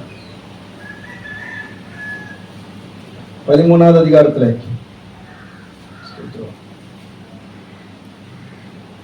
14வது வசனத்திலிருந்து வாசிக்கிறேன். மிருகத்தின் முன்பாக அந்த அற்புதங்களை செய்யும்படி தனக்கு கொடுக்கப்பட்ட சத்துவத்தினாலே பூமியின் குடிகளை மோசம் போக்கி பட்டயத்தினாலே காயப்படுத்தி பிழைத்த மிருகத்திற்கு ஒரு சொர்வம் பண்ண வேண்டும் என்று பூமியின் குடிகளை யார் சொல்றாங்க? கள்ளத்தீர்க்கதரிசி சொல்றான். மேலும் சொரூபம் பேசத்தக்கதாகவும் மிருகத்தின் சொரூபத்தை வணங்காத யாவரையும் கொலை செய்யத்தக்கதாகவும் மிருகத்தின் சொரூபத்திற்கு பேட்டரி பொருத்தப்பட்டது. அல்லேலூயா. பேட்டரின்னு சொன்னாதான் ஞாபகம் வருது. சத்துவம் அதுக்கு ஒரு எனர்ஜி கொடுக்க ஒண்ணு வேணுமே, பேட்டரி. சோதரம். அல்லேலூயா. பாருங்க, அது பேசும், அது கொலை செய்யும், அது எல்லாத்தையும் உணர்ந்து கொள்ளும். இப்ப நம்ம ரோபோவை பாக்குறோம், நம்ம நினைச்சிட்டு இருக்கோம் ரோபோ ஒரு மாதிரி இருக்கும் அப்படின்னு. இல்ல, மனுஷன மாதிரியே இருக்கும், பெண்ண மாதிரியே இருக்கும். அழகிய பெண்களை போலவே இருக்கிறாங்க. நீங்க பாத்தீங்கன்னா ஆச்சரியப்படுவீங்க. சோதரி, இவங்கெல்லாம் ஏதோ அவங்கள பார்த்துமே ஏதோ ஆபீஸ்ல ஒர்க் பண்றவங்க மாதிரி தெரியும், ஆனா அது ரோபோ. பெண்ண மாதிரி பேசும், பெண்ண மாதிரி சிரிக்கும். மனிதனுக்குள்ள அத்தனை உணர்ச்சிகளும் அதற்கு இருக்கிறத போல உருவாக்கப்பட்டிருக்கிறது. அதே போல ஆண்களும் அப்படித்தான். நாய்கள் உருவாக்கப்பட்டிருக்கிறது, மிருகங்கள் உருவாக்கப்பட்டிருக்கிறது. இப்படிப்பட்ட சுரூபங்கள் உருவாக்கப்பட்டு அந்தி கிறிஸ்துவும் அவன மாதிரி ஒரு சுரூபத்தை உண்டாக்கி அவன் என்னெல்லாம் ஆக்ஷன் பண்றானோ அது எல்லாவற்றையும் செய்யும்படியாக ஒரு சத்துவம், அதுக்குள்ள ப்ரிப்பரேஷனோடு கூட, ஆயத்தங்களோடு கூட அந்த தேவாலயத்தில் கொண்டு போய் வைப்பான். அப்பந்தான் யூதருடைய கண்கள் திறக்கப்படும். அப்போ பூமியின் குடிகளுக்கெல்லாம் அந்த உபத்திரவத்தை பார்க்கல, யூதர்களுக்கு வந்த உபத்திரம் அதிகமா இருக்கும். இரத்த சாட்சிகள் அதிகமா இருப்பார்கள். அல்லேலூயா. அல்லேலூயா. 3 வருஷம் வரட்டும், அப்போ அந்த டைம்ல பாத்துக்கலாம். சுத்ரா. அப்ப இயேசுவன் கூட அவர் ரொம்ப இரக்கம் உள்ளவர், நம்மளை எப்படி விட மாட்டார் அப்படின்ட்டு சில நம்பிக்கையோடு இருக்கலாம். அந்த நம்பிக்கை வாழ்க. ஸ்தோத்திரம். அல்லேலூயா. சத்தமா சொல்லுங்க, அல்லேலூயா. அந்த நம்பிக்கை நமக்கு கை கொடுத்தால் நல்லது, இல்லாவிட்டா கஷ்டம் தான். அப்போ ஆண்டவருடைய வருகை நாளிலே இந்த 666 முத்திரை ரொம்ப முக்கியமா இருக்கும். எல்லா மனிதருடைய ஒவ்வொரு அசைவும் கூட அங்கு கண்காணிக்கப்படும். எதுவுமே மறைவா இருக்காது. ஸ்தோத்திரம். எதுவுமே ரகசியமா செய்யலாம், ஒண்ணும் நடக்காது. எல்லாவற்றையும் கண்காணிக்கப்படும். யார் எந்த குற்றம் செய்தாலும் கண்காணிக்கப்படும். அல்லேலூயா. சரி, கவனிங்க. அப்போ ஆண்டவர் ஸ்தோத்திரம் இப்படிப்பட்ட அந்த உபத்திரவ நாட்கள், மகா உபத்திரவத்தின் நாட்கள் நடக்கிற அந்த நேரத்துல என்ன நடக்கும் சொன்னா, நம்ம வாசித்த மத்தேயு 24வது அதிகாரத்துல நம்ம வாசிக்கிறபடி, அப்பொழுது அந்த வசனத்தை மறுபடியும் வாசிக்கலாம். மத்தேயு 24வது அதிகாரம் 30வது வசனம். அப்பொழுது மனுஷகுமாரனுடைய அடையாளம் வானத்தில் காணப்படும். அப்பொழுது மனுஷகுமாரன் வல்லமையோடும் மிகுந்த மகிமையோடும் சகல கோத்திரத்தாரும் கண்டு புலம்புவார்கள். ஆமென். ஸ்தோத்திரம். 27 வசனத்துல ஆண்டவர் சொல்றாரு, மின்னல் கிழக்கிலிருந்து தோன்றி மேற்கு வரைக்கும் பிரகாசிக்கிறது போல மனுஷகுமாரனுடைய வருகையும் இருக்கும். முதல்ல சொல்றாரு மின்னல் உதிக்கிறது போல பிரகாசிக்கிறது போல இருக்கும். இரண்டாவது சொல்றாரு மனுஷகுமாரனுடைய அடையாளம் வானத்திலே காணப்படும். அப்பொழுது மனுஷகுமாரன் வல்லமையோடும் மிகுந்த மகிமையோடும் மேகங்கள் மேல் வருகிறதை, வானத்தின் மேகங்கள் மேல் வருகிறது, பூமியில் உள்ள சகல கோத்திரத்தாரும் கண்டு நினைச்சுவாங்களாம், சந்தோஷப்படுவாங்க இருக்குதா? சொல்லுங்க. புலம்புவார்கள். அல்லேலூயா. அந்த புலம்புகிற கூட்டத்துல நீங்களும் நானும் இருக்கக்கூடாது. ஸ்தோத்திரம். புலம்புவார்கள். இது ஆண்டவருடைய ஒரு பகிரங்கமான ஒரு வருகை. எல்லாரும் பார்க்கிற விதத்துல வருவார். இந்த பூமியில எல்லாம் அந்த உபத்திரவம் நடந்து இஸ்ரவேல் ஜனங்கள் படாத பாடுபட்டு யூதர்கள் தாங்கள் முழுவதும் இல்ல அழிந்து போகிற ஒரு நிலைமை வருகிற போது ஆண்டவர் வருவார். அவர் வருகிற போது என்ன நடக்கும்? சகரியா தீர்க்கதரிசன புஸ்தகம் 14வது அதிகாரம். சகரியா 14வது அதிகாரம் 2வது வசனம்.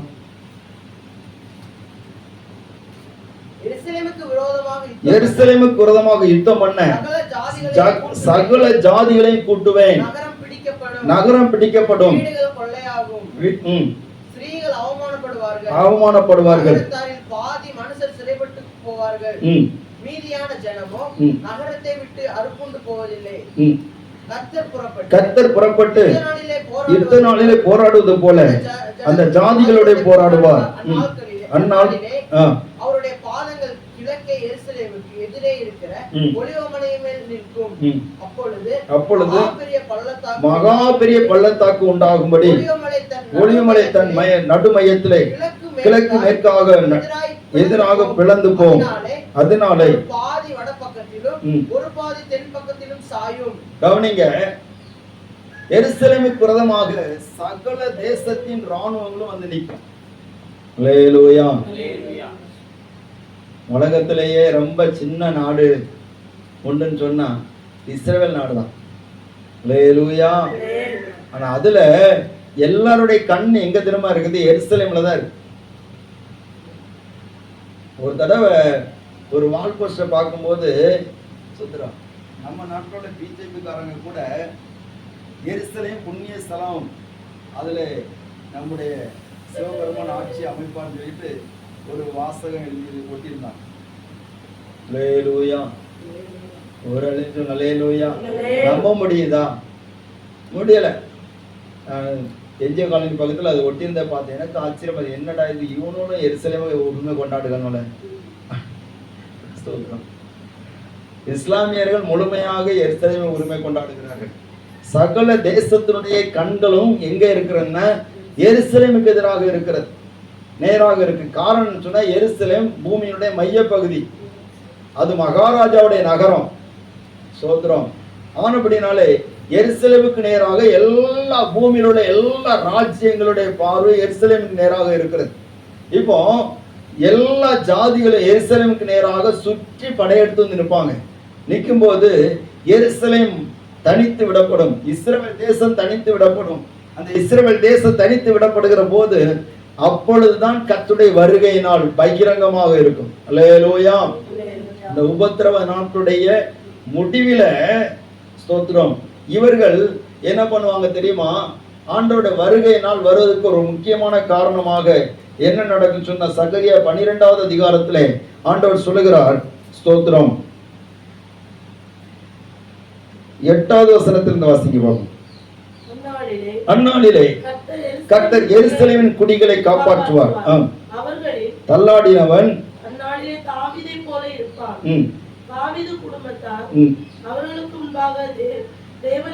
தேவனை போலும் கர்த்தருடைய தூதனை போலும் இருப்பார்கள்.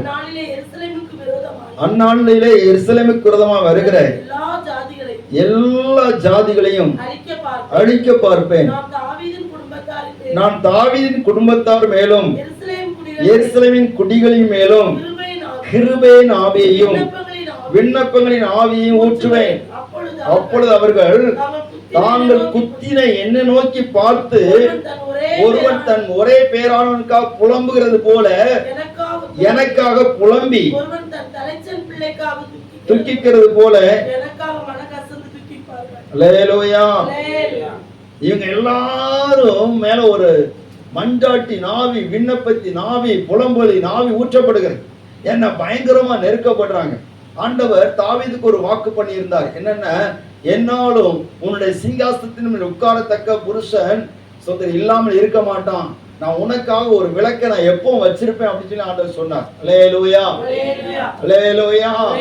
இந்த உலகம் முடிகிற வரைக்கும், ஆண்டவருடைய ராஜ்யம் ஸ்தாபிக்கப்படுகிற வரைக்கும் தாவீதுடைய சிங்காசனம் ஒளிந்து போவதில்லை. ஏன் ஆண்டவர் தாவீதை அப்படி நிலைநிறுத்தி வச்சிருந்தார்னு சொன்னா, தாவீதின் சந்ததியை கத்து நிலைநிறுத்தி வைத்திருந்தார் சொன்னால் இந்த ஒரு காரியத்துக்காகவே. ஏன்னா தாவீதின் சந்ததி அங்க நிலைத்திருக்கிறது. அந்த தாவீதின் மேல கர்த்தர் எப்படி அவன் தவறு செய்த போது அவன் மேல் கிருபையின் ஆவியை ஊற்றி அவனை மறுபடியும் தூக்கி எடுத்தாரோ, அதே போல யூதர்கள் தங்கள் தேவனாகிய கர்த்தருக்கு எதிராக பல நேரங்களில் தவறு செய்த போதும் அவர்கள் மனம் கசந்து தாவீதை போல மன்றாடுகிற போது அவர்கள் மேல ஒரு ஸ்தோத்திரம் கிருபையின் ஆவியை ஊற்றுகிறார்.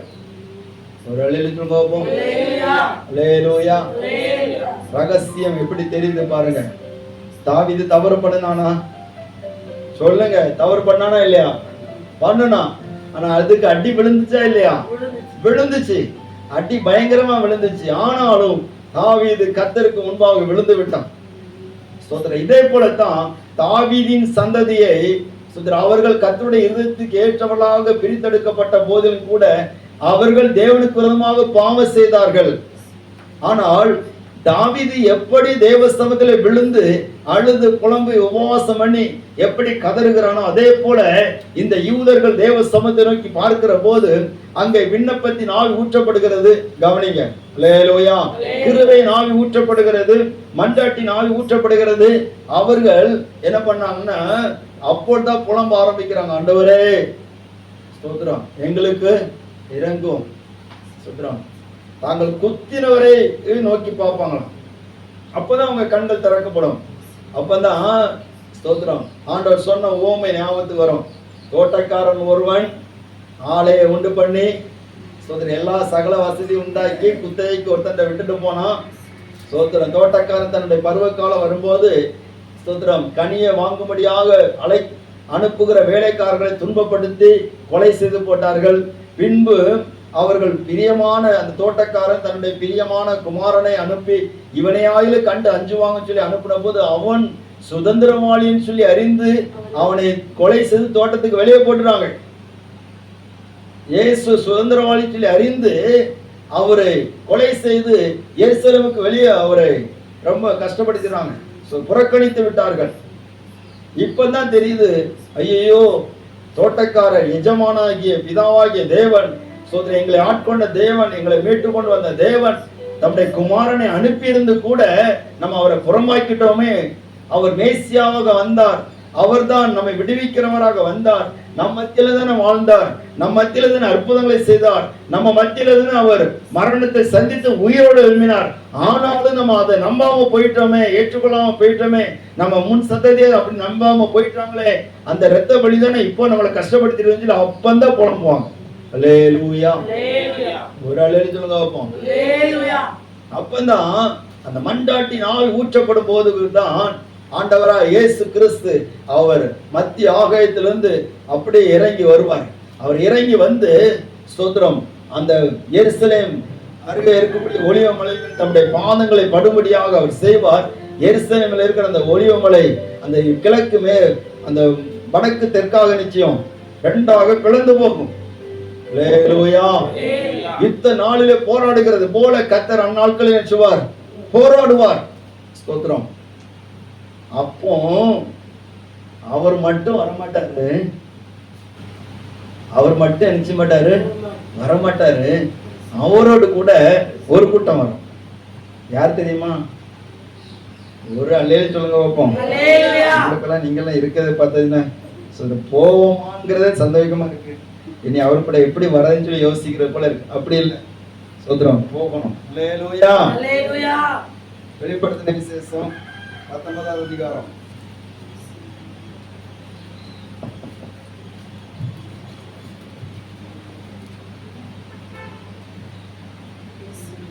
ஸ்தோத்திரம். 19வது அதிகாரம் 11ஆம் வசனத்தில் வாசிங்க. பின்பு பரலோகம் திறக்க கண்டேன். இதோ ஒரு வெள்ளை குதிரை காணப்பட்டது. அதன் மேல் ஏறி இருந்தவர் உண்மையும் சத்தியம் உள்ளவர் எனப்பட்டவர். அவர் நீதியாய் நியாயந்தீர்த்து யுத்தம் பண்ணுகிறார். அவருடைய கண்கள் அக்கினி ஜுவாலை போல் இருந்தது. அவருடைய சிரசின் மேல் அநேக கிரீடங்கள் இருந்தன. அவருக்கு அன்றி வேறொருக்கும் தெரியாத ஒரு நாமம் எழுதியிருந்தது. இரத்தத்தினால் துவைக்கப்பட்ட வஸ்திரம் தரித்தவர்கள் அவருடைய நாமம் தேவனுடைய வார்த்தை என்பதே. அடுத்த வசனம் வாசிங்க. பரலோகத்தில் இருக்கிற சேனைகள் வெண்மையும் சுத்தமான மெல்லிய வஸ்திரம் தரித்தவர்களாய் வெள்ளை குதிரைகளின் மேல் ஏறி அவருக்கு பின் சென்றார்கள். போதும். அல்லேலூயா. கவனிங்க, இதுவரைக்கும் இந்த வார்த்தைகள் நம்ம தியானித்தது இல்லை. ஆனா இப்போ ஆண்டவர் நமக்கு சொல்லுகிறாருன்னா நம்ம ஏதோ ஒரு காரியம் இருக்கு. அல்லேலூயா. அவர் வெள்ளை குதிரையின் மேல் ஏறி வருகிறார். அவரோடு கூட ஒரு பெரிய சேனை வருகிறது. ஆமென். அல்லேலூயா. ஸ்தோத்திரம். பாருங்க, இயேசு இந்த உலகத்துல வந்த வேளையில ஸ்தோத்திரம், அவர் கவனிங்க, அவரை எல்லாரும் தொடலாம், எல்லாரும் அவருக்கு தொட்டலாம், தொட்டு பேசலாம். ஆயக்காரர்கள் தொட்டார்கள். ஸ்தோத்திரம். வேசியை கூட அவருடைய பாதத்தை தொட்டு அவர் முத்தம் செய்கிறார். ஸ்தோத்திரம். சீசர்கள் அவரோடு தங்கினார்கள், தூங்கினார்கள், சாப்பிட்டார்கள், எல்லாம் பண்ணாங்க. யோவான் அவருடைய மார்பில் சாய்ந்து கிடந்தார். அவர் இந்த பூமியிலே இருந்த நாட்கள்ல மனுஷிகமாக எல்லா காரியங்களும் அவரிடத்துல செய்ய முடிந்தது. ஆனால் அதே யோவான், மார்பிலே சாய்ந்து கிடந்த யோவான் வெளிப்படுத்தின விசேஷத்துல இயேசுவை பார்க்கும்போது எப்படி பார்க்கிறாருன்னா, ஸ்தோத்திரம், மகிமையா பார்க்கிறார். செத்தவனை போல விழுந்துட்டார். ஸ்தோத்திரம். முடியல. இவ்வளவு பெரிய மகிமை நிறைந்த ஆண்டவரா நம்ம கூட இருந்தார். இவ்வளவு பெருவல்ல சத்தத்தை போன்றிருக்கிற தேவகுமாரனா என்னோடு கூட இருந்தார். உலைக்களைத்து காய்ந்த வெங்கலத்தை போன்ற பாதங்களுடைய தேவகுமாரன் அவரை நம்ம கூட இருந்தாரு. இவரா சாதாரணமான மனிதனாக இந்த உலகத்தில் வந்தார். அவருடைய உண்மையான தோற்றத்தை பார்க்கிற எவனும் அவருக்கு முன்னாடி நிற்க முடியாது. அல்லேலூயா. அல்லேலூயா. இயேசுவை அடித்தார்கள், காயப்படுத்தினார்கள், துப்பினார்கள், வேதனைப்படுத்தினாங்க. ஸ்தோத்திரம். நிறைய பேர் நினைச்சாங்க, அற்பமா நினைச்சாங்க, கேவலமா பேசினாங்க. ஆனா அவருடைய மகிமை வேற. இயேசு உயிர் தெழுந்த பிற்பாடு ஸ்தோத்திரம், அவருடைய உயிர் தெழுந்த சரீரத்தை தொடுவதற்கு மகதலேனா வருகிறார். என்னை தொடாதன்னு சொல்லிட்டார். அது வரைக்கும் என்னை தொடுங்கன்னு சொன்னவர் தொடாதன்ட்டார். அல்லேலூயா. சீசர்களுக்கு தாம் உயிரோடு இருக்கிறதை காண்பித்து அவர்கள் விசுவாசிப்பதற்காக தொடுவதற்காக பெர்மிஷன் கொடுத்தார். ஆனா அதுபடி யாருக்குமே அந்த பெர்மிஷன் கொடுக்கல. என்னை தொடாத, நீ தொட்டன்னு அழிஞ்ச. ஸ்தோத்திரம். அவருடைய முகத்தை பார்க்க முடியாது, அவ்வளவு மகிமை நிறைந்த தேவன். அப்போ யோவான் பார்க்கிற போது செத்தவனை போல விழுந்துட்டார். அதே ஆண்டவர் அவர் மாம்சத்தில் வந்த தோற்றத்தின்படி இனி வரமாட்டார். இனி வருகிறது மகிமையாக வருவார். அவர் மகத்துவமானவராக வருவார். ராஜாதி ராஜாவாக வருவார். கத்தாதி கத்தராக வருவார். சகல பூமியில் உள்ள சகல கோத்திரங்களும் கண்டு புலம்பும்படிக்கு அவர் வருவார். அல்லேலூயா. ஸ்தோத்திரம். அவருடைய வருகை நாள் மிக சமயமா இருக்கிறது. சிலர் சொல்லுவாங்க, அவர் என்னைக்கா வராரு, அவர் வருவார் வருவான்னு சொல்லி நீங்க பாட்டு சொல்லிட்டு போறீங்க. இல்ல, வருவார். அவர் வருவார் என்கிற தீர்க்க தரிசனம் ஆதி முதல் வெளிப்பட்டது. அவர் 2000 ஆண்டுகளுக்கு முன்பாக பெத்லகேம் என்கிற ஊரில் அவர் வந்தார்.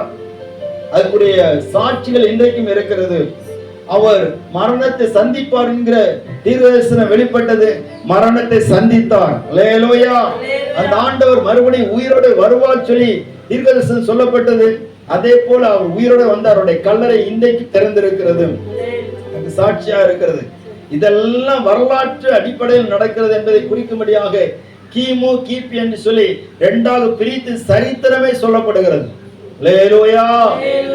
அந்த ஆண்டவர் இன்னும் சரித்திரத்தை பிரிக்கும்படியாக வரப்போகிறார். ஸ்தோத்திரம். அவருடைய வருகை நாள் மிக சமயமா இருக்கிறது.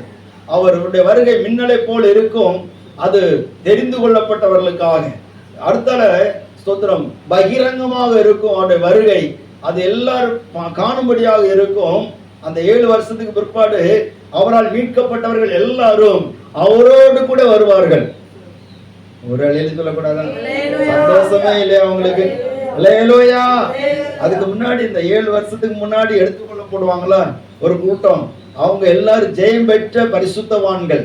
அவர்கள் எல்லாரும் ஆண்டவராய் இயேசு கிறிஸ்துவோடு கூட கல்யாண விருந்தில பங்கு கொண்டு அவர்கள் மறுபடியும் வருவார்கள். சோதரன் யாரோடு தெரியுமா? இயேசுவோடு வருவார்கள். அல்லேலூயா. இது ஸ்தோத்திரம் அநியாயத்தின் கூட்டம் கிடையாது, நீதி உள்ள கூட்டம், பரிசுத்தம் உள்ள கூட்டம். அல்லேலூயா. இயேசுவுக்காக தங்கள் ஜீவனையும் பார்க்காமல் ஸ்தோத்திரம் இயேசுவுக்காக துணிஞ்சு நின்ற கூட்டம். பூமியில வாழுகிற போது பல பாடுகள் பட்டு உபத்திரவங்களை பட்டு இயேசுதான் எனக்கு வேணும்னு சொல்லி இயேசுவுக்காக நின்ற கூட்டம் எல்லாரும் வருவாங்க. ஸ்தோத்திரம். இந்த பூமியில எதுக்கும் யுத்தம் நடக்குன்னு ஸ்தோத்திரம். நன்மைக்கு தீமைக்கு எதிராக தான் யுத்தம், நீதிக்கு அநீதிக்கு எதிராக தான் யுத்தம், வெளிச்சத்துக்கு இருளுக்கு எதிராக தான் யுத்தம். இருளின் ராஜ்யம் அழிக்கப்படுவதற்கு ஆண்டவர் வெளிச்சங்களாக நம்மை தெரிந்திருக்கிறார். அல்லேலூயா. வெளிச்சங்களால் தெரிந்து கொள்ளப்பட்ட வெளிச்சங்கள் எல்லாரும் வெளிச்ச ஒளியின் ஜீவ வெளிச்சமாகி இயேசுவோடு கூட அவர்கள் வருவார்கள். அப்பொழுது அவர் வருகிற போது பூமியிலே அதுவரைக்கும் இருந்த இருளின் ஆதிக்கங்கள் எல்லாம் ஸ்தோத்திரம் முற்றுமாக அகற்றப்படும். அப்பொழுதுதான் அந்த கிருபை நாம் ஊற்றப்பட்டு ஸ்தோத்திரம் யூதர்களுக்கு ஒரு விடிவு வரும். அந்த அந்தி கிறிஸ்துடைய ஆட்சியிலே இரத்த சாட்சியாக அனைவர் மரிப்பார்கள். அவர்களுக்கும் கிருபை ஊற்றப்படும். அல்லேலூயா. ஆனா அது அரிதான காரியம். எவ்வளவு கொடுமை நடக்குது. ஸ்தோத்திரம். உங்க பிள்ளைக்கு உங்களுக்கு ஆகாரம் இல்லைன்னா இருந்துருவீங்க. உங்க பிள்ளைக்கு ஒரு நேரம் சோறு இல்லாட்ட உங்களால இருக்க முடியுமா? ஸ்தோத்திரம். அல்லேலூயா. வசனமாவது என்ன ஏதோ சொல்லிட்டு போட்டு இருக்கட்டும். இருக்கிறனால யார்தான் சாகாம இருக்க போறா? எல்லாரும் சாகதான போறோம். புசிப்போம் குடிப்போம், நாளைக்கு சாவோம் சொல்லிட்டு கிடைக்கிறத வாங்கி சாப்பிட்டுட்டு போயிடுவோம். ஆனா ஸ்தோத்திரம் அப்படி அல்ல. இயேசுவுக்காக மரணமே ஆனாலும் ஸ்தோத்திரம் அல்லேலூயா நிக்கிறவங்க நிப்பாங்க. ஆனா எல்லாருக்கும் அல்ல. நிறைய பேர் மனம் திரும்பவே மாட்டான். அந்த உபத்திரம் வரும்போது எல்லாரும் தேவனை தூசிக்க தான் செய்வாங்க, தேவனை தூசிப்பாங்க. மனம் திரும்பினாங்கன்னு வசனம் இல்லை. சில நினைக்கலாம் ஆண்டவர் வந்துட்டு போனவரை நாங்க மனம் திரும்பிடுவோம் அப்படின்னு. ஒன்றும் நடக்காது. ஏன்னா மனம் திரும்பவில்லைன்னு தான் வசனம் இருக்குது. யாரும் மனம் திரும்பல, தேவனை மகிமைப்படுத்தல, தேவன் இதெல்லாம் செய்ய வல்லமையுள்ள தேவனுக்கு நேராக தங்களுடைய இருதயத்தை திரும்பல, கொள்ளாத வழிகளை விட்டு அவங்க திரும்பல அப்படின்னா இருக்கு. அல்லேலூயா. இதுதான் ரட்சணை நாள். இதுதான் ஆண்டவரை பற்றி கொள்கிற நாட்கள். இந்த நாட்களை நாம் வீணாக்கிட்டோன்னு சொன்னா இனி ஒரு நாட்கள் நமக்கு கொடுக்கப்படாமல் போகலாம். இன்னொரு வாய்ப்புகள் நமக்கு கிடைக்காமல் போகலாம். ஒருவேளை நாம் அடுத்த வருஷத்தை சந்திப்பதற்கு இடமில்லாமல் கூட போகலாம். யாருக்கு தெரியும்? ஸ்தோத்திர. ஆண்டவர் மின்னல் வேகத்தில் வருவார். அடுத்தால பகிரங்கமாக வருவார். எதற்கு சொல்ல? நம்முடைய ஜனத்தை ரட்சிக்கும்படியா வருவார். ஸ்தோத்திர. பிசாசின் ராஜ்யங்களோடு யுத்தம் பண்ணும்படியா வருவார். பிசாசின் சேனைகள் எல்லாம் முறியடிக்கப்படும், ஆயுதங்கள் எல்லாம் செயலிட்டு போகப்படும். அந்த சமயத்துல தான் அந்தி கிறிஸ்து பிடிக்கப்பட்டு சோதர பாதாளத்திலே 1000 ஆண்டுகள் அடைக்கப்படுவான். அல்லேலூயா. அந்தி கிறிஸ்து பிடிக்கப்பட்டு நரகத்துல தள்ளப்படுவான். வலு சர்ப்பம் பிடிக்கப்பட்டு 1000 ஆண்டுகள் பாதாளத்திலே அந்தகார சங்கிலினால கட்டப்பட்டிருக்கும். இந்த வசனத்தை மட்டும் வாசிக்க பார்ப்போம். ஸ்தோத்திரம். வெளிப்படுத்தின விசேஷம் 19வது அதிகாரம்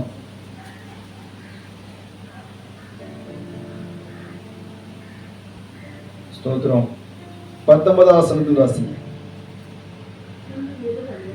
பின்பு மிருகமும் பூமியின் ராஜாக்களும் அவருடைய சேனைகளும் குதிரையின் மேல் ஏறி இருக்கிறவரோடும் அவருடைய சேனையோடும் யுத்தம் பண்ணும்படி கூடி வர கண்டேன். அப்பொழுது மிருகம் பிடிக்கப்பட்டது.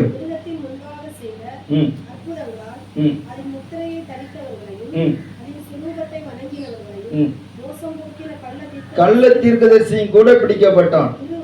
இருவரும் இப்போ பூமியின்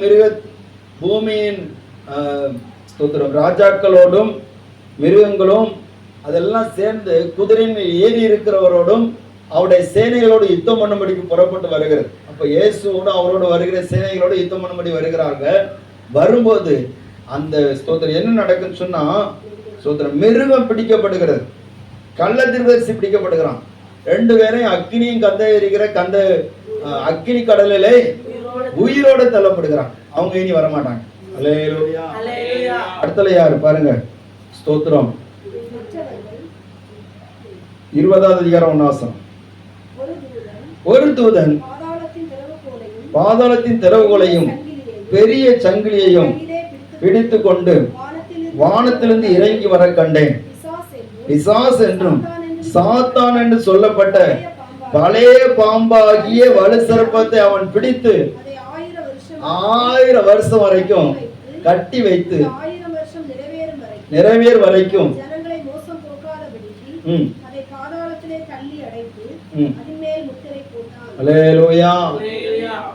வலு சர்ப்பம், பழைய பாம்பாகிய வலு சர்ப்பம் சாத்தான் அப்பந்தான் கட்டப்படுறான். நீங்க இப்ப எவ்வளவுதான் கட்டினாலும் கட்டப்பட மாட்டேங்கிறான். எத்தனை பேர் கட்டுறாங்க. ஆண்டவர் இயேசுவின் நாமத்தினாலே சாத்தானை கட்டுகிறேன், அவன் விடுதலையா சுத்திட்டு தெரியான். அல்லேலூயா. ஆண்டவர் பிசாசை கட்டுறதுக்கு அதிகாரம் தந்தாரா, துரத்துறதுக்கு அதிகாரம் தந்தாரா? துரத்து. ஆண்டவரை பாதாளத்தில் அழிச்சு போடும் ஆண்டவரை. அதெல்லாம் அவருக்கு வேலை, அவரு பார்த்துக்கிடுவாரு. நம்ம அதை பார்க்க வேண்டியது. அவர் என்ன எதுக்கு அதிகாரம் தந்தாரு? துரத்துறதுக்கு அதிகாரம் தந்தார். அல்லேலூயா. இயேசுவின் நாமத்தினாலே பிசாசை துரத்தணும். போன்னு சொன்னா போகும். இப்ப நீங்க எவ்வளவுதான் கட்ட நினைச்சாலும் கட்ட முடியாது. அல்லேலூயா. ஒவ்வொரு பகுதியில விட்டு துரத்தலாம். இங்க இருந்து போ, அது போயிரும். சோதரம். இந்த ஆளை விட்டு போயிரும். இயேசு கூட பிசாசை துரத்ததான் செய்தார். அல்லேலூயா. ஆனாலுமே அதை என்ன சொல்லிச்சு, காலம் வரும் முன்னே ஆண்டவரை எங்களுக்கு ஒரு டைம் வச்சிருக்கீங்களா, அதுக்கு முன்னாடி இருக்கு ஆண்டவரை எங்களை வேதனைப்படுத்திரு அப்படின்னு அவரே கேட்ட பிசாசு நம்மகிட்ட கேட்காம இருக்குமா? சொல்றேன், ஆண்டவரை காலம் வர முன்னாடி என்ன பாதாளத்துல தள்ள பாக்குறாங்க ஆண்டவரே. சோதரன். அல்லேலூயா. சோதரன். அதுக்கெல்லாம் நமக்கு அதிகாரம் கிடையாது. பிசாசை துரத்தணும். அந்த கிரியைகளை நாம் எதிர்த்து ஜெபம் பண்ணலாம், அதை எதிர்த்து நிக்கலாம். ஆனா அதை கட்டதுக்கோ பாதாளத்தை தள்ளதுக்கோ அதிகாரம் அவர்கிட்ட தான் இருக்குது. அதுக்குரிய டைம்ல அவர் தள்ளிடுவார். அல்லேலூயா. அப்பந்தான் அவர் 1000 வருஷம் வரைக்கும் அந்த சாத்தானை கட்டி வச்சிருவார். சோதரன். கர்த்தருக்கு சித்தமான வருகிற நாட்கள்ல அது தொடர்ந்து என்ன நடக்கும் என்பதை நம்ம தியானிக்கல. எல்லாரும் எழுப்பி நின்று ஜெபிக்கலாம்.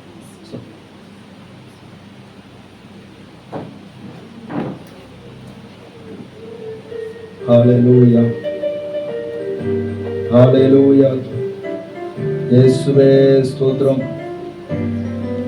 அவர் வருவார். ஹல்லேலூயா.